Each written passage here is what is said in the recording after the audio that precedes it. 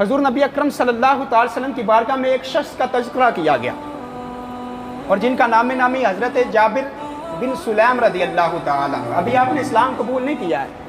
حضرت جابر بن سلیم رضی اللہ تعالیٰ عنہ حضور کی بارگاہ میں تذکرہ کیا گیا. حضور کی بارگاہ کے اندر حاضر ہوئے اور پہلی ملاقات ہے, پہلی مرتبہ حضور کی بارگاہ کے اندر حاضر ہوئے ہیں اور اللہ رب العالمین نے اپنے نبی کو یہ کمال بخشا ہے.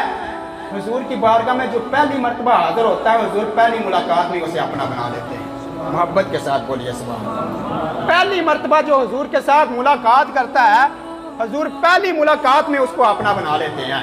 جابر بن سلیم حضور کی بارگاہ کے اندر حاضر ہوئے, پہلی ملاقات کی ہے, پہلی ملاقات میں حضور کے بن کے رہ کے کلمہ پڑھ کر مسلمان ہو گئے, کلمہ پڑھ کر مسلمان ہو گئے.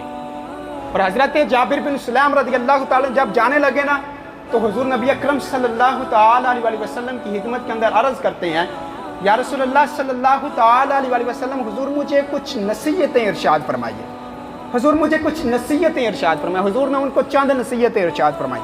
پہلی نصیحت کیا حضور نے ارشاد فرمائی؟ ابھی نئے نئے مسلمان ہوئے ہیں, ابھی نئے نئے مسلمان ہیں, حضور نے یہ نہیں فرمایا کہ نمازیں پڑھو, روزے رکھو, اگر صاحب استطاعت ہو تو حج کرو, اگر صاحب نصاب ہو تو زکوٰۃ ادا کرو. حضور نے یہ نہیں فرمایا ہے. حضور نے جو پہلی نصیحت ارشاد فرمائی ہے فرمایا کہ جابر کبھی بھی کسی کو گالی نہیں دینی ہے. فرمایا کبھی بھی کسی کو گالی نہیں دینی ہے. حضور نبی اکرم صلی اللہ تعالی وسلم نے یہ فرمایا اور حضرت جابر بن سلیم فرماتے ہیں حضور کی اس نصیحت پر میں نے اتنا عمل کیا ہے, فرماتے ہیں انسان تو انسان ہے, میں نے جانوروں کو بھی گالی کبھی نہیں دی ہے. یہ حضور کے غلام ہے. لیکن سوچئے آج ہمارا حال کیا ہے, ہم کس طرح کے عمل کر رہے ہیں.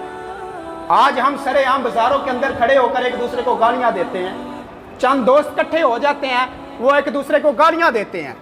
یہ ایک بڑی بری چیز ہے. جو باپ ہوتا ہے وہ اپنے چھوٹے بچے کو وہ جھڑکتا ہے, اس کے مارتا ہے, اسے گالیاں دیتا ہے. وہی بچہ جب بڑا ہوتا ہے اپنے باپ سے جو تعلیم سیکھی ہوتی ہے وہ بچہ اپنے باپ کو گالیاں دیتا ہے. تو گالیوں سے حضور نبی اکرم صلی اللہ علیہ وسلم نے منع فرمایا. حضور نے فرمایا مرغے کو گالی نہیں دینی ہے, اس لیے کہ جو مرغا ہوتا ہے وہ تمہیں نماز کے لیے اٹھاتا ہے. فرمایا مرغے کو گالی نہیں دینی ہے. اور مزہ تو اس بات کا نا کہ بندہ لعنت بھی نہ کسی کو دے. حضرت ابوبکر صدیق رضی اللہ تعالیٰ عنہ فرماتے ہیں ایک دن میں غصے کے اندر آ گیا اور غصے کے اندر آ کر میں نے اپنے غلام کو لعنت دی.